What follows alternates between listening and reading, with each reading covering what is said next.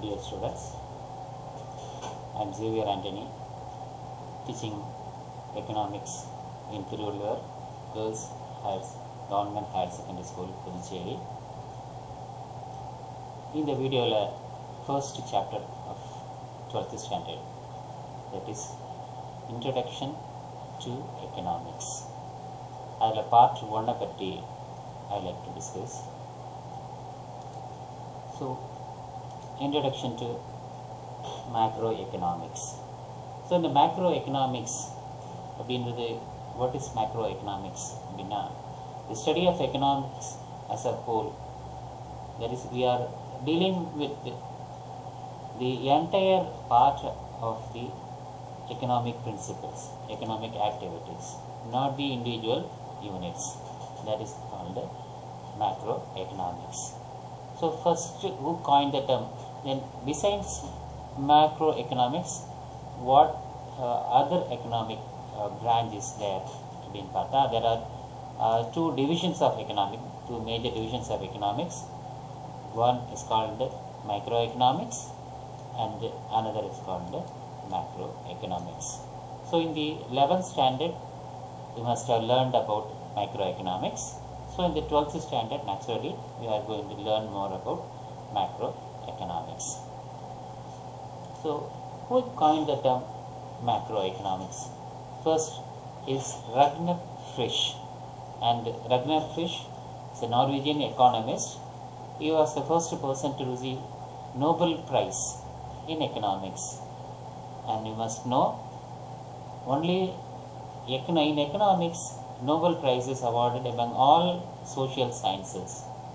All social sciences,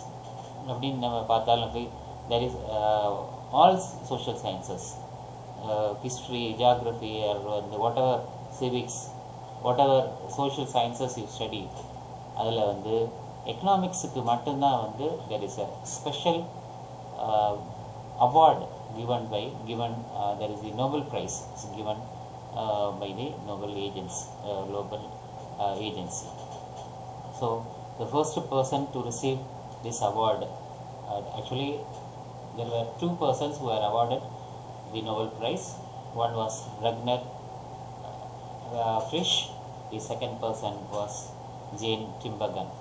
So, the Ragnar Frisch, in the word micro and macroeconomics coin pannaru. So, meaning enna macro it is dealing with small meaning, and the micro small meaning, macro large meaning. So, in the year the word coin pannapattaduna, it was in 1933. The word micro and macroeconomics were coined by Ragnar Frisch. So, besides Ragnar Frisch, in the macroeconomics popularized பண்ணது யார் அப்படின்னு சொன்னா, it is John Maynard Keynes. இந்த John Maynard Keynes அப்படின்றது யாருன்னா, இவர் தான் John Maynard Keynes is called the father of modern macroeconomics. We can also call him as father of modern economics.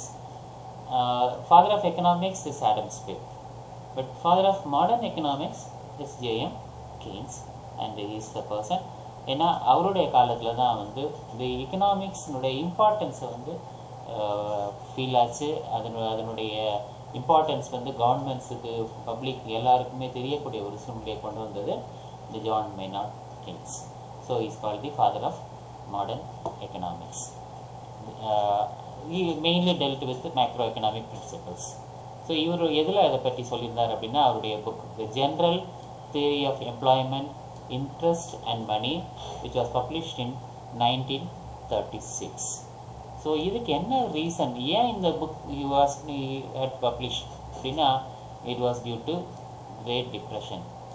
In 1930s there was a great economic problem throughout the world, especially in America, and it spread to the entire world. என்ன இருந்தது அந்த டைமில் அப்படின்னா, there were large production of goods which remained unsold.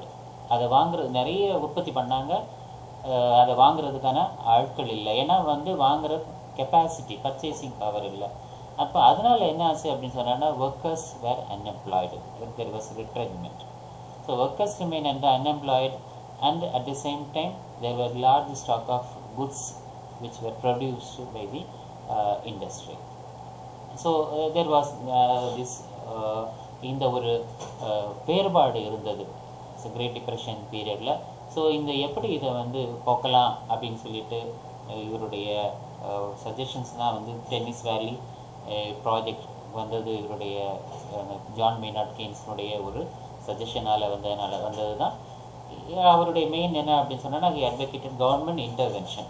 So உங்களுக்கு தெரியும், modern ancient economist நார்மலாக வந்து அவங்களுடைய ஐடியா என்னன்னு சொன்னால், government should not interfere in economic activity, but government intervention is necessary, mainly எப்படி வந்து டு பூஸ்ட் தி எக்கானமி. அதுக்காக வந்து சோஷியல் இன்ஃப்ராஸ்ட்ரக்சர், எக்கனாமிக் இன்ஃப்ராஸ்ட்ரக்சரில் கவர்மெண்ட் ஹேஸ் டு ஸ்பெண்ட் அப்படின்றத கொண்டு வந்தவர் வந்து இந்த ஜான் மெய்னார்ட் கெய்ன்ஸ்.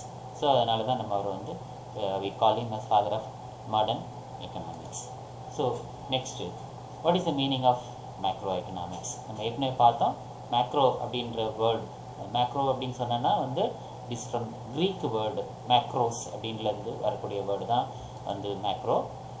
இதனுடைய மீனிங் என்ன அப்படின்னா, லார்ஜ், தட் இஸ் பெருசு, தி என்டையர், தி முழுமையாக அப்படின்றது தான் வந்து macro. And so macroeconomics studies the economy as a whole. So இதுதான் வந்து நம்ம ஷார்ட்டாக மேக்ரோ எக்கனாமிக்ஸ் அப்படின்னா என்ன அப்படின்னு சொல்லணும்னா, macro economics is the study of economy as a whole அப்படின்றத நம்ம சொல்லலாம். So it studies with deals with aggregates, not with individual parts, it deals with aggregates. That is aggregates அப்படின்னு சொன்னோன்னா திங்ஸ் புட் டுகெதர், எல்லாம் சேர்ந்த மாதிரி படிக்கக்கூடியதான் வந்து இந்த மேக்ரோ எக்கனாமிக்ஸ். உதாரணத்துக்கு நேஷ்னல் இன்கம், எம்ப்ளாய்மெண்ட், அவுட்புட், இதெல்லாமே வந்து நம்ம we learn them under macro economics. So macro economics இதுக்கு இன்னொரு பேர் இருக்குது. அது என்ன அப்படின்னு சொன்னோன்னா, this is called income theory. So இந்த பார்ட்டில் வந்து there is a short answer. என்ன அப்படின்னு சொன்னோன்னா, there is define macroeconomics. There is a book back short answer, define macroeconomics. So definition of macroeconomics அப்படின்றதுக்கு நம்ம ஒன்லைன் டெஃபினிஷன் கொடுத்தா கூட அது வந்து பொருத்தமாக இருக்கும். என்ன அப்படின்னா, it is the study of economy as a whole. So இதோடு சேர்த்து we can also add macro.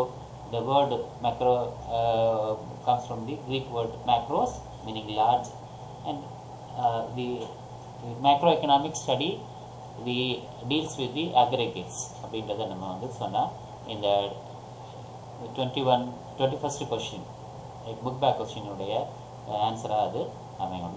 That is define macro economics. So this is the picture that is given in your textbook itself. So what it studies, it is the big picture of the economy, the entirety of the economy, like national output, national income, unemployment, inflation.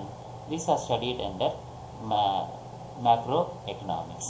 So in contrast, so it is in contrast to microeconomics.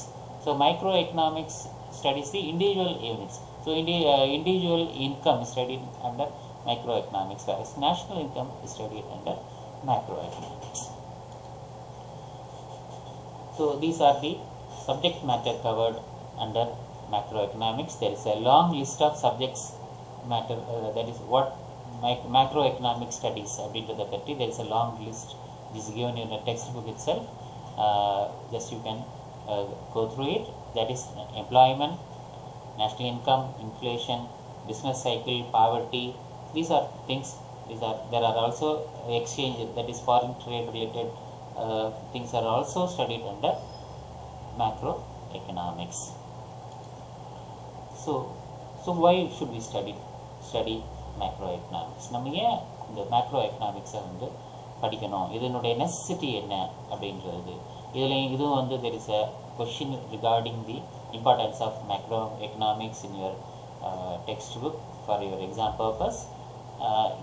என்ன ரீசனுக்காக நம்ம வந்து படிக்கணும் அப்படின்னா, first to understand the functioning of the economy at the aggregate level. So how the economy is functioning, the economy எப்படி function ஆகுது, how the constituents are functioning in the economy, and how the entire economy is taking forward, it's moving forward, how it is performing. இதை வந்து understand பண்ணணும் அப்படின்னு சொன்னா, we have to study the economy as an in the aggregate level. So இந்த aggregate லெவலில் ஏன் படிக்க வேண்டியிருக்கு அப்படின்னா, again to evolve suitable strategies to solve problems in the economy. ஏன்னா நம்மளுடைய எக்கானமிக்ஸினுடைய ரெலவென்ஸே என்ன அப்படின்னு சொன்னோன்னா, it must help humankind to solve its problems or to give solutions to the problems. Therefore, understanding the functioning, by understanding the functioning of the economy, we can evolve policies, strategies, methods. எதுக்கு அந்த methods அப்படின்னா, to solve economic problems. So அதுதான் வந்து first importance of studying macroeconomics. Then again, second, to evolve precautionary measures for future problems. Not only the present problems we are facing, we can face them with the help of economics. Also, we can evolve precautionary measures. So what would be the problems, என்னென்ன பிரச்சனைகள் எல்லாம் பின்னாடி வரும். So அதுக்கான தேவைகளை வந்து நம்ம புரிஞ்சுக்கிறதுக்காகவும், அதனுடைய தேவைகளை நம்ம ப்ரிப்பேர் பண்ணுறதுக்காகவும், எக்கானமி ஃபேஸ் பண்ணக்கூடிய சேலஞ்சஸ் என்ன in the future அப்படின்றத தெரிஞ்சுக்கிறதுக்காகவும் வந்து we have to study macroeconomics.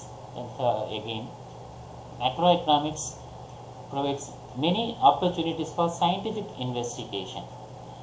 We have to understand things scientifically, only then we can give proper solutions. Therefore, for scientific understanding of economic activities, economic situations, we need to study macroeconomics. So it's a scientific method. Economic research or economic investigation is a scientific method. So இந்த சயின்டிஃபிக்காக நம்ம investigate பண்ணுறதுக்கு, இது வந்து ஹியர்ஸே இல்லாமல், அல்லது வந்து assume பண்ணாமல், அல்லது வந்து ஒரு ஃபோர்காஸ்டிங் வித்தவுட் எந்த ரீசனிங் இல்லாமல் ஃபோர்காஸ்ட் பண்ணாமல், வந்து ஏதோ ஒரு இருக்கும் வரலாம் அப்படின்றத பற்றி இல்லாமல், what will happen, what will possibly happen அப்படின்றத சயின்டிஃபிக்காக நமக்கு சொல்லணும் அப்படின்னா, we have to study macroeconomics. And again, this is also helps us for meaningful comparison and analysis of economic indicators. There are various economic indicators, growth indicators are there, economic income is there, employment is there, output is there. These are economic indicators. So how we can meaningfully compare them? For example, living standard of living of citizens of two countries. இப்போ India எடுத்துக்கிறோம், நம்ம இந்தியாவில் நம்ம வாழ்கிறோம், we have a standard of living. அதே மாதிரி இன்னொரு நாடு, இப்போ அமெரிக்கான்னு எடுத்தால் there are the people are living there and they have a different standard of living. To compare them meaningfully. சரி, நம்ம என்ன சொல்கிறோம், சப்போஸ் இப்போ அமெரிக்காவில் வந்து ஒரு 5 லட்ச ரூபா ஒருத்தர் சம்பளம் வாங்குறாரு, இங்கே நம்ம இந்தியாவில் வந்து 1 லட்ச ரூபா சம்பளம் வாங்குறாரு. So what will be the standard of living? இப்போ இந்தியாவில் 1 லட்சம் வாங்குறாரு, அமெரிக்காவில் 5 லட்சம் வாங்குறாரு அப்படின்றதுனால, அமெரிக்காவில் இருக்கக்கூடிய சிட்டிசன் வந்து இந்தியாவில் இருக்கிற சிட்டிசனை விட 5 times more standard of living இருக்கும் அப்படின்னு நம்ம நம்ப முடியாது, இருக்க முடியாது. ஏன் அப்படின்னா, we have to see the purchasing power parity. That is, what is the purchasing power of 1 lakh rupees in India and what is the purchasing power of 5 lakh rupees in America. இதை நம்ம compare பண்ணாதான் we can compare the standard of living. So இந்த மாதிரி meaningful comparisons of economic இண்டிகேட்டர்ஸுக்கு we have to learn macroeconomics. Again, for better prediction about future, as we said earlier, so futureல என்ன problems வரலாம், என்ன how the economy will be proceeding, அதை வந்து predict பண்ணுறதுக்காக, சயின்டிஃபிக்காக ப்ரெடிக்ட் பண்ணுறதுக்காகவும், அதுக்கு உரிய suitable policies. The policies are taken by the deciding authorities, that is the government or the Reserve Bank of India, the deciding authorities, they decide the suitable policies. So to decide suitable policies and to predict the future and to avoid economic crisis, you must be knowing ஏதாவது ஒரு decision maker தப்பான ஒரு முடிவை எடுத்துட்டாங்க அப்படின்னு சொன்னான்னா அந்த முடிவு அதோட நின்று போகாது, அந்த ஒரு இன்ஸ்டன்ஸோட நின்று போகாது. அதனுடைய கேஸ்கேடிங் எஃபெக்ட், அதனுடைய தொடர் தாக்கம் என்பது பின்னால் நமக்கு இருக்கும். நமக்கு உதாரணத்துக்கு சொல்லணும்னா நம்மளுடைய டிமானிட்டைசேஷன் பற்றி நமக்கு வந்து பல பேர் இந்த கருத்தை சொல்கிறது உண்டு. டிமானிட்டைசேஷன், அந்த decision was taken without consulting the RBI அப்படின்னு சொல்கிறாங்க. வி டோன்ட் நோ, பட் இது சொல்லப்படுது. ஆர்பிஐ கன்சல்டேஷன் இல்லாமல் ஈவன் ஆர்பிஐ கவர்னர் அந்த டைம் வந்து அதை வந்து ஒத்துக்கலை அப்படின்றது கூட சொல்லுவாங்க. ஸோ ஆர்பிஐ டிசிஷன் இல்லாமல் எடுக்கக்கூடிய ஒரு முடிவு, அதனுடைய ஃபோர்காஸ்ட் பற்றி யோசிக்காமல் எடுத்த ஒரு சடன் டிசிஷன் அப்படின்றதுனால நிறைய பாதிப்புகள் நமக்கு வந்தது அப்படின்றதெல்லாம் நம்ம சொல்கிறோம். So we have to predict, we have to, these policies will எந்த விதமான ஒரு ஃபோர்காஸ்ட் இல்லாமல், திங்கிங் இல்லாமல் ஒரு பாலிசி டிசிஷன் எடுக்கும் பொழுது that will lead to economic crisis. So இதெல்லாம் புரிஞ்சுக்கணும் அப்படின்னாலும் we need to learn macroeconomics. Then what about the scope? So ஸ்கோப்னா என்ன அப்படின்னா, what is the meaning of scope? So scope அப்படின்றது என்ன அப்படின்னா, நார்மலாக ஸ்கோப்ன்றது வந்து திஸ் வேர்ட் ஸ்கோப் டெஃபினிஷன்றது நம்ம நிறைய சப்ஜெக்ட்ஸில் நம்ம பார்க்கக்கூடிய ஒரு சாதாரண வேர்ட் ஸ்கோப். ஸ்கோப்ன்றது என்ன? நார்மலாக ஸ்கோப்ன்றது what is dealt in the particular subject.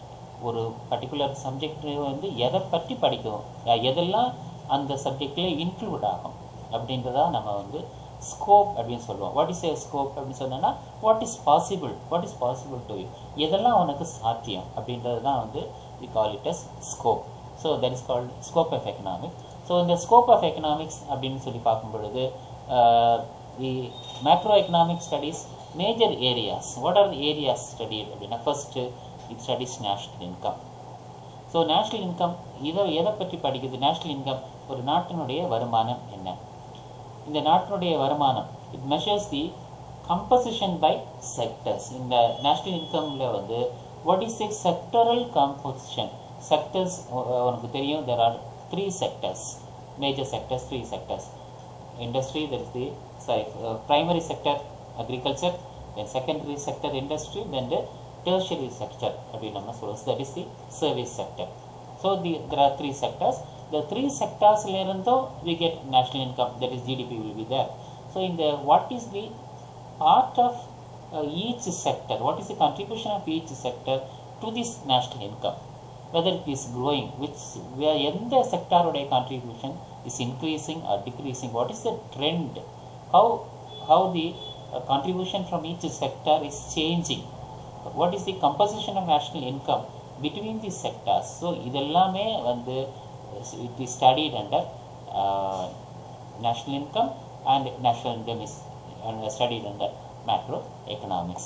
So only நம்ம இந்த trends and composition of national income பற்றி நம்ம தெரிஞ்சுக்கிட்டால் மட்டும்தான் வந்து we can understand the growth process of an economy, whether the economy is growing or not அப்படின்றத நம்ம தெரிஞ்சுக்கணும் அப்படின்னு சொன்னா we have to learn that is studied in the national income. Again, inflation. Second thing is inflation. Inflation is studied under macroeconomics. Inflation அப்படின்றது என்ன அப்படின்னா உனக்கு தெரியும், ஷார்ட்டாக நம்ம இன்ஃப்ளேஷன்றது என்னென்னா it is general price level. So we can ஒரு சேஃபாக என்ன சொல்லணும் அப்படின்னா, continuous and considerable increase in the general price level is called inflation. So inflation means price rise. So this price rise must be continuous.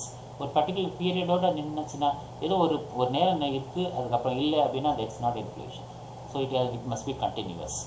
Second thing என்ன அப்படின்னா, it must be considerable. நான் ஒரு சின்ன ஒரு டிஃப்ரென்ஸை வந்து we don't call it as inflation. So inflation means it's a considerable increase. The increase in the price level is called inflation அப்படின்னு நம்ம சொல்கிறோம். ஸோ இந்த இன்ஃப்ளேஷனை இப்போ வந்து அண்டர்ஸ்டாண்ட் பண்ணுறதுக்காக, எஸ்டிமேட் பண்ணுறதுக்காக there are various index numbers we are using in economics and also in statistics. So price index numbers, wholesale price index number, retail price index number, consumer price index number, these are studied under inflation. Then the third is business cycle. So business cycle means the cyclical changes that is happening in the economy. Every economy there will be business cycles. You know, there are 4 phases of a business cycle.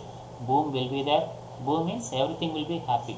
Everything will be prosperous. There will be increased economic activity. There will be hectic economic activity. எல்லாருக்கும் வேலை கிடைக்கும், எல்லாருக்கும் வருமானம் கிடைக்கும், எல்லாருக்கும் profit கிடைக்கும். Everybody will be happy. That is called boom. இந்த பூம்ன்றது எப்போவுமே போயிட்டே இருக்காதுன்னா there will be artificial increase will also be there. There will be some defect will be there. So அந்த டிஃபெக்ட் என்ன கொண்டு வரும் அப்படின்னா it will bring in recession. So ரிசெஷன்றது என்ன அப்படின்னு சொன்னோன்னா அந்த பூமில் இருந்து கொஞ்சம் கொஞ்சமாக அந்த எக்கனாமி ஸ்லோ டவுன் ஆகிறது தான் வந்து நம்ம ரிசெஷன் அப்படின்னு நம்ம சொல்கிறோம். Then recession will ultimately go to depression. This depression is opposite to boom. அதாவது வேலை வாய்ப்பே இருக்காது, நிறைய பேருக்கு வேலை இல்லாமல் இருக்கக்கூடிய சூழ்நிலை இருக்கும், வருமானம் இருக்காது, இன்கம் வந்து will be very less. So இதுதான் வந்து நம்ம டிப்ரெஷன் அப்படின்னு சொல்கிறோம். ஸோ இந்த டிப்ரெஷனும் இந்த it's a painful period. Depression இதுவும் வந்து it will not continue forever. It will be there for a certain period of time. And from there ஒரு பாயிண்ட் ஆஃப் டைமில் ஒரு ஒளி வில் கம்மின், ஒரு வெளிச்சம் வரும். அந்த வெளிச்சத்துக்கு தான் நம்ம என்ன சொல்கிறோம் அப்படின்னு சொன்னோன்னா ரெக்கவரி அப்படின்னு நம்ம சொல்கிறோம். That is the economy will recover. So these are studied under business cycle, and this business cycle is studied under the macroeconomics. Next, poverty and unemployment is another thing which is studied under macroeconomics. In this there is a paradox of poverty and poverty and prosperity. Even in rich nations there is unemployment and poverty. The nation itself is rich, but there are also people who are poor. For உதாரணத்துக்கு நம்ம அமெரிக்கான்னு எடுத்துக்கிட்டால் we think it's a rich nation. Of course it is a rich nation in terms of GDP, but at the same time அங்கேயும் வந்து there will be people who are begging on the streets. அங்கேயும் இருக்கிறாங்க. So இந்த paradox ஏன் இருக்குது அப்படின்றத பற்றி நம்ம வந்து இந்த பாவர்ட்டி அண்ட் அன்எம்ப்ளாய்மெண்ட்டில் நம்ம வந்து பார்க்குறோம். ஸோ இதை வந்து சரி பண்ணணும். ஏன்னா this is not a proper situation. So இதை சரி பண்ணுறதுக்கு என்ன கரெக்டிவ் மெஷர்ஸ் எடுக்கலாம், what are the corrective measures, இதை சரி பண்ணுறதுக்கு என்னென்ன செய்யலாம் அப்படின்றத வந்து நம்ம படிக்கிறதுக்கு நம்ம வந்து நம்ம மேக்ரோ எக்கனாமிக்ஸில் we deal with. And to facilitate resource allocation. So resources have to be allocated, and if they are not allocated properly, they have to be reallocated. Suppose resource allocation சரியா இல்லை அப்படின்னு சொன்னா it will lead to problems. இப்போ உதாரணத்துக்கு education is a resource. இப்போ road facility is a resource. So இந்த road சரியாக இல்லை, இப்போ அல்லது ரோடுக்கு போகிற ஃபண்ட்ஸ் ஒரு பர்டிகுலர் செக்டருக்கு தான் போகுது, வேறு செக்டருக்கு போகலை, அல்லது பேங்க் லோன் ஒரு பர்டிகுலர் செக்டருக்கு போகுது, it's a resource, money resource. ஒரு பர்டிகுலர் செக்டருக்கு போகுது, மற்ற செக்டருக்கு போகலை அப்படின்னா that has to be reallocated. அப்போ என்ன பண்ணணும், ஒரு குறிப்பிட்ட இந்த அளவுக்கு தான் பேங்க் லோன்ஸ் இங்கே போகணும், இந்த அளவுக்கு பேங்க் லோன்ஸ் வந்து அடுத்த செக்டாருக்கு போகணும் அல்லது அடுத்த ஃபீல்டுக்கு போகணும் அப்படின்றத வந்து கரெக்டிவ் மெஷர்ஸ் எடுக்கிறதுக்கும் நம்ம வந்து we have to learn about macroeconomics, and it is studied under macroeconomics. It is studied under poverty and unemployment. So the magnitude of poverty and magnitude of unemployment that we can understand when we study it under macroeconomics. Again, economic growth is also studied under macroeconomics. The growth and development of an economy. What are the factors that is determining the growth and development of economy can be understood only when we study the macroeconomic analysis. There is actual growth and economic development. These are two terms which are used simultaneously, but there is a little difference with regarding growth and development. The words growth, உதாரணத்துக்கு நம்ம ஒரு செடி that is growing or developing கேட்டால் that is growing. A man is both growing and developing. So growing comes from within the economy இருந்து வரக்கூடிய economic ஆக்டிவிட்டீஸால் வரக்கூடியதை வந்து க்ரோத்துன்னு சொல்கிறோம். Out சைடில் எக்கானமியில் வரக்கூடிய இன்டியூஸ்மெண்ட்ஸால் வரக்கூடிய ஒரு க்ரோத்தை தான் வந்து we call it as development. So development is more broadened term. growth விட development அப்படின்றது it's a more broad term, and it deals with not the development of a particular section alone. It's a development means it is growing in various aspects. That is called development. So what are the factors that is determining them? So இதெல்லாமே தான் வந்து we understand through macro analysis. Again, finally, economic policies are also studied under macroeconomics. Macroeconomics is significant for evolving suitable economic policies. பொருத்தமான economic policies எது நம்முடைய சிச்சுவேஷனுக்கு பொருத்தமாக இருக்கும், நம்முடைய சூழ்நிலைக்கு பொருத்தமான பாலிசி என்ன. நான் எல்லா இடத்துலையும் ஒரே பாலிசி ஒர்க் பண்ண முடியாது. உதாரணத்துக்கு in European countries they follow the economic policy of capitalism. Of course pure capitalism is not existing anywhere, but they more tend to capitalism, and there are many nations which tend to socialistic economic policies, but we have a different policy. In India we have mixed economy. You must be knowing it. Mixed economy என்ற ஒரு policy. There is capitalistic policy இனுடைய featuresம் socialistic policy economy இனுடைய policies அதனுடைய அந்த பாலிசியில் இருக்கக்கூடிய சில ஃபீச்சர்ஸையும் நம்ம combine பண்ணி we have a different policy for our nation. That is called a mixed economic policy. So policy must be suited for the condition of the people. So இந்த இதுவும் வந்து எதில் படிக்கிறோம் அப்படின்னு சொன்னோன்னா we learn under macro economics. So economic policies are necessary to solve the basic problems and to overcome obstacles and to achieve economic growth. So economic policy இல்லை அப்படின்னு சொன்னோன்னா நம்மளால் வந்து நம்முடைய அடிப்படை பிரச்சனைகளை தீர்க்க முடியாது. அதே மாதிரி நமக்கு இருக்கக்கூடிய தடைகள் என்னென்ன எக்கனாமிக் க்ரோத்துக்கு அல்லது எக்கனாமிக் டெவலப்மெண்ட்டுக்கு எதெல்லாம் நமக்கு தடையாக இருக்குது அப்படின்றத வந்து நம்ம ஓவர் கம் பண்ணணும் அப்படின்னு சொன்னோன்னா we need to formulate economic policies. இந்த formulation of economic policies must be suitable for our economic conditions. So இதை வந்து we learn in macro economics. So இதெல்லாம் நம்ம மேக்ரோ எக்கனாமிக்ஸில் படித்தா கூட வந்து எல்லாமே எதில் இல்லை எக்கனாமிக்ஸில் வந்து நம்மளால் மேக்ரோ எக்கனாமிக்ஸில் படிக்க முடியாது. there are certain limitations, and what are the limitations we have in macroeconomics? First limitation என்ன அப்படின்னா excessive generalization. So generalization in macroeconomics is generalization, that is studying the economy as a whole. When we study the economy as a whole, we may miss the parts. The parts may not be same as the whole. இதில் இருக்கக்கூடிய individual parts ஒரு சொசைட்டின்னு எடுத்துக்கிட்டாங்கன்னா அந்த சொசைட்டியில் எல்லாரும் ஒரே மாதிரி கிடையாது. there are variations in any society. And இப்போ உதாரணத்துக்கு நம்ம வந்து MSME micro small and medium industries அப்படின்னு நம்ம எடுத்துக்கிட்டால் கூட ஒவ்வொரு இண்டஸ்ட்ரிக்கும் there will be specific problems இருக்கும். ஸோ எல்லாமே MSME அப்படின்றது ஜென்ரலாக நம்ம படித்தோம் அப்படின்னு சொன்னோன்னா அதில் இருக்கக்கூடிய ஸ்பெசிஃபிக் ப்ராப்ளம் இண்டஸ்ட்ரி ரிலேட்டட் ஒரு பர்டிகுலர் இண்டஸ்ட்ரி ரிலேட்டட் ப்ராப்ளமை நம்ம வந்து மிஸ் பண்ணுறதுக்கான வாய்ப்புகள் இருக்குது. ஸோ எக்ஸசிவ் ஜென்ரலைசேஷன் அப்படின்றது வந்து first limitation of macro economic policy macro economics. The second என்னென்னா it assumes homogeneity among individual units. Homogeneity அப்படின்னா same similarity. It will be same. The economic units, individual units will be same அப்படின்றத we are assuming in macroeconomics, but this may not be so. Individual units may differ. So the third என்ன அப்படின்னா there is a fallacy of composition. So fallacy of composition அப்படின்றது என்னன்னா it's an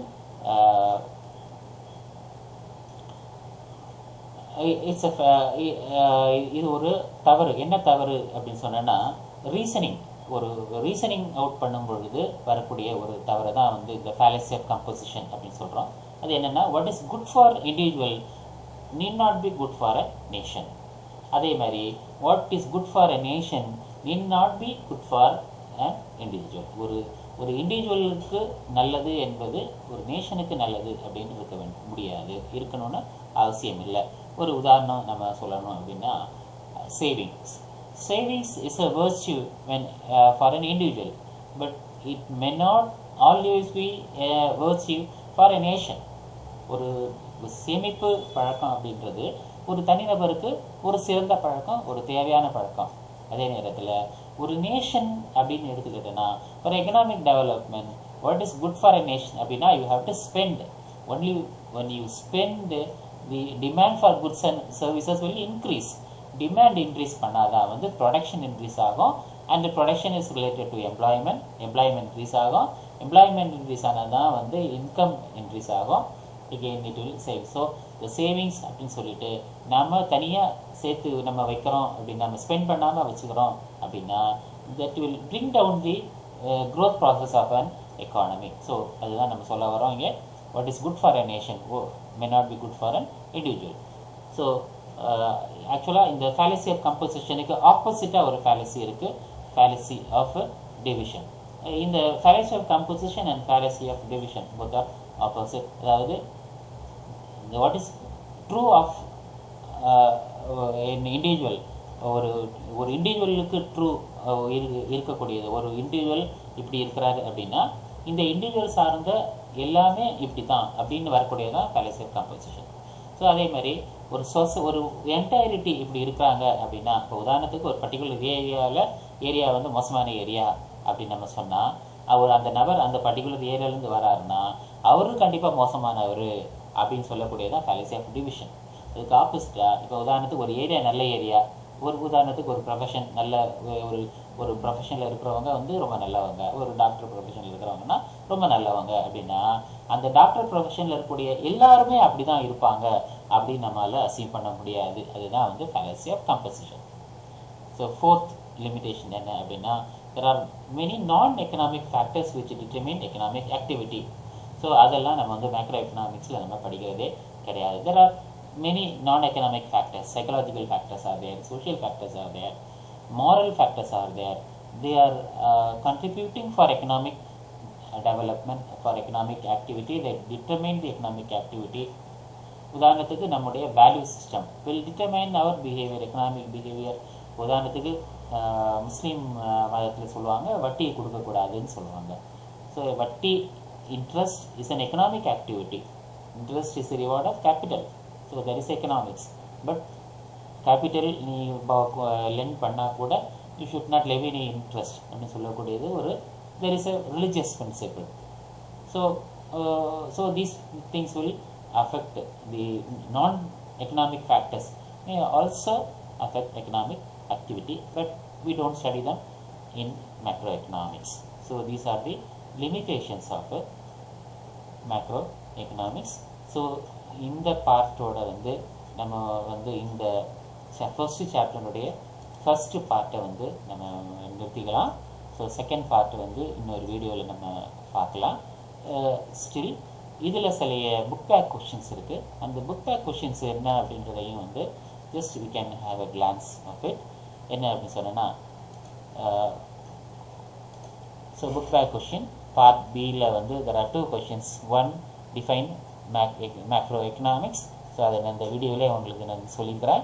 so study of economic as a whole அப்படின்றது. அது மாதிரி define the term inflation. So அதையும் நம்ம வந்து சொல்லிக்கிறோம். ஸோ டிஃபைன் மேக்ரோஎக்கனாமிக்ஸ்னா macroeconomics is the branch of economics that studies the behavior and performance of an economy as a whole. That is what is macroeconomics.